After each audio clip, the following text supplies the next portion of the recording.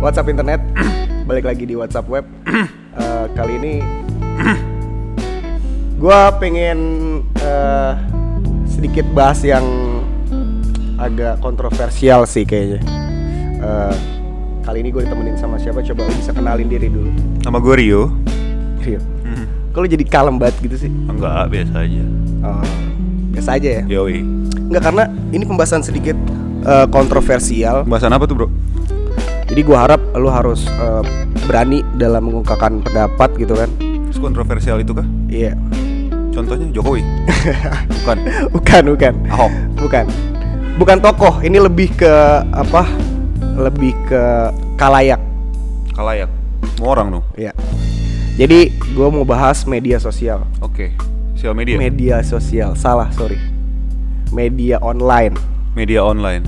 Semua Contohnya? media online. Contohnya Contohnya tuh bisa kita lihat detik.com atau mungkin ya Tribun atau ya semacam itulah. Jadi gini,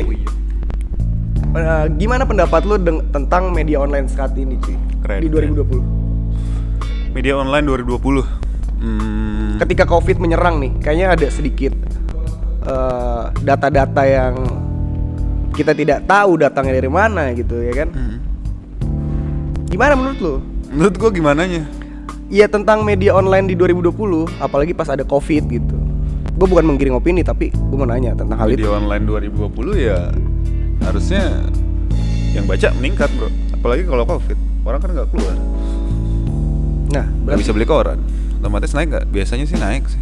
naik ya. Dan menurut gue ya media online 2020, tahun 2020. Makanya media online menurut gue di tahun 2020 itu kayak gimana ya? Terlalu general bro. Enggak, maksudnya lu mendapat dampak yang positif atau negatif dari pemberitaan-pemberitaan yang disuguhkan oleh media-media online ini, bro. Itu sebenarnya yang mau buat sedikit tahu dari lu. Karena nanti akan ada pertanyaan lanjutan ketika lu menjawab. Gini bro, kalau kita bicara sekarang media online itu kan konteksnya beda-beda. Jadi ada media online yang disasar buat misalkan lebih ke user yang atau pembaca yang umurnya mungkin di atas 30 tahun atau di atas atau di bawah 30 tahun. Ya, misalkan ada media-media online yang targetnya milenial, which is menurut gua milenial itu lebih suka kayak misalkan konten-konten yang judulnya menarik. Contohnya Vanessa Angel cuma 20 juta. Cuma lebih ke entertain ya. Lebih ke entertaining gitu sih. Sebenarnya gue mau nanya kan dari tadi konteks pertanyaan gue bukan itu, bro. Pertanyaan gue itu ke lu lebih banyak dapat dampak positif atau negatif gitu. Ya depends on kita ngelihatnya sendiri gitu loh. Kalau gue ngelihat, Lu pribadi. gue pribadi kalau gue sendiri sih gue ngelihatnya gue dapet hal positif ya lebih banyak jelas karena gue dan tergantung juga yang gue baca. Gue tahu maksudnya, oh ternyata kalau untuk nyari berita yang lebih serius, yang lebih valid data-datanya gue harus kemana gitu. Jadi sekarang menurut gue masyarakat di Indonesia termasuk gue pun udah tahu nih, kalau terutama orang masyarakat yang suka baca nih di internet gitu, udah tahu ketika mereka pengen cari sebuah berita yang istilahnya sumbernya benar-benar valid, datanya benar-benar valid, dia tahu harus kemana. Jadi media itu sekarang istilahnya udah ada segmentasinya sendiri lah gitu. Bukan itu emang tujuan branding dari medianya itu? Jadi ada sistem orang itu baca karena dia mencari, kedua karena disuguhkan. Misalkan kalau disuguhkan, kalau di Facebook, Weh, nggak usah diem nih. Saya diam dulu ya. Ini lagi ngobrol nih, orang serius banget nih kita. Ya lanjut, maaf mas ya. Lanjut mas. Udah bener bro. Udah. Tenang. Ada banyak nih 200 orang. Gimana lanjut? Jadi yang kayak tadi gue bilang, pertama ada berita yang sengaja kita cari, ada yang disuguhkan secara tiba-tiba, misalnya secara nggak sengaja, let's say. Kalau gue bilang kayak misalkan di Facebook, lo lihat ada postingan orang tentang media, tentang suatu media, itu kan berarti kita nggak nyari, tiba-tiba ada. Gitu. Itu kan tapi kaitannya dengan media sosial dong berarti. Kaitannya dengan media sosial, cuman kita kan diarahinnya ke news-news juga. Oke. Nah, gue sedikit paham lah. Jadi tergantung ya, apa yang lo bakal dapetin dari media online itu tergantung dari apa yang mau lo cari atau apa yang disuguhkan gitu kan. Kalau dari segi media sendiri kan wajar, mereka karena perusahaan media, dari itu mereka segmentasinya milenial atau enggak. Maksud gue adalah ketika mereka memang segmentasinya milenial, itu mereka pasti lebih utamain judul-judul yang menarik buat milenial. Contoh yang kayak gue sebutin tadi, Vanessa Angel cuma 20 juta. ya cuma 20 juta. Nah, Mau PM. Iya. ternyata kebanyakan media itu isi dari berita tersebut biasanya menurut gue sih, kalau yang sering gue baca dari judulnya apa, isinya agak sedikit berbeda, melenceng nih. Oh, berarti clickbait juga dong bisa Clickbait dikatakan. istilahnya. Judul-judul sekarang media itu kayak clickbait sekarang, kayak di YouTube. Kayak YouTube lah itu. Kayak udah mulai kayak YouTube ya? Ya, menurut Nah. gue sih gitu. Nah, menurut gue dampaknya sebenarnya makanya gue bilang sendiri tergantung orangnya itu menanggapi seperti apa gitu. Yang jelas gue lihat kalau perusahaan media di Indonesia dari segi konten, dari segi isi beritanya tersebut, menurut gue sih nggak ada ngarang-ngarangnya. Nggak ada masalah ya. Nggak ada ngarang-ngarangnya gitu. Kayak misalkan Tetap faktual ya. Sorry, salah satu media Indonesia online biasanya dia agak bikin satu judul yang lebay, padahal isinya beda. Cuman kalau misalkan usernya agak wise, lebih dewasa lah ngelihat isi media itu, dia tahu ini medianya seperti apa gitu.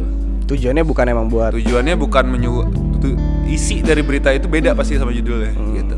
Dia tahu user itu sekarang, menurut gue masyarakat Indonesia sudah pintar gitu. Asik. Untuk memilah ini berita yang secara judulnya itu beneran terjadi atau enggak, bener atau enggak. Tapi kayaknya lu cocok jadi Kominfo nih, Kementerian Komunikasi dan Informasi nih. Apa sih Kominfo? Kominfo tuh apa sih? Menterian, Iya itu. menteri. Cocok lo jadi menteri. Ya. Cocok ya. Dari bahasa Presiden lo- sih kayaknya. Oh, presiden ya. Oh. Kalau menteri kan masih di bawah. Mau ngapain? Gak usah lah ya. Tujuan gue kan setinggi langit. Sedikit biar jatuh Kalau di bisa jadi antara. presiden AS. Yo siap. Kayak Mama. Oke. Jadi sebenarnya gue penasaran gini. Sempet kepikiran gitu. Dan beberapa forum-forum di internet itu ngebahas gitu loh. Oke. Kekuatan-kekuatan dari media sosial ini untuk penggiringan opini, cuy. Contohnya kayak Reddit, Kaskus gitu kan. Dia ada salah satu tweet itu bilang, wah media online sekarang tuh tujuannya penggiringan opini nih, biar kita ke arah sana pemikirannya kayak bla bla bla. Nah menurut lu tuh gimana tuh? Ya, Menurut gue, santai. menurut gue memang kalau gue ngelihat apakah media itu digunakan media online itu digunakan oleh beberapa orang dengan tujuan untuk mengiring opini sih, kalau menurut gue pribadi sih nggak salah, itu benar terjadi. Cuman kan gue bilang sekarang, menurut gue balik lagi tadi, masyarakat Indonesia itu kan sudah pintar gitu loh ya. Jadi tergantung cara pandang orang, bagaimana orang itu memandang sebuah berita yang disajikan di media online. Kalau mereka cukup wise untuk menanggapi, memaknai berita tersebut, ya mereka nggak akan tergiring opininya. Mereka kan tetap cari berita yang lebih valid. Mereka kan cari komparasi. Misalkan gue baca satu hal, Vanessa Angel 20 juta, itu judulnya di Tribun gitu.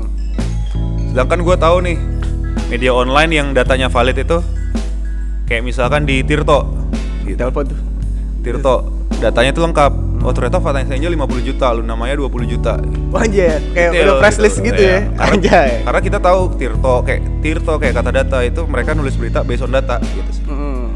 Gitu. Bro.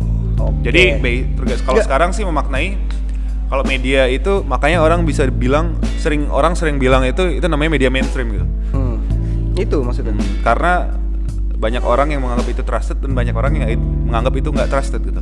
Jadi harus kita sebagai user atau sebagai pembaca dari media online tersebut, kita lah yang harus sadar menurut gua ya. Oke. Harus bisa memaknai isi dari media tersebut gitu. Oke. Terakhir, ini pertanyaan terakhir. Kira-kira menurut lo perlu nggak ada satu platform media yang bener-bener supply-nya tuh nggak cuma dari jurnalis.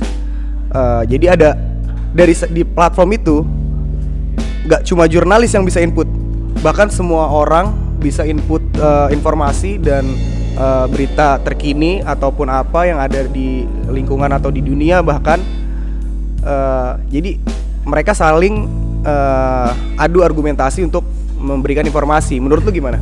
Berarti tujuannya itu untuk kayak misalkan let's say satu topik itu dibahas bareng-bareng gitu.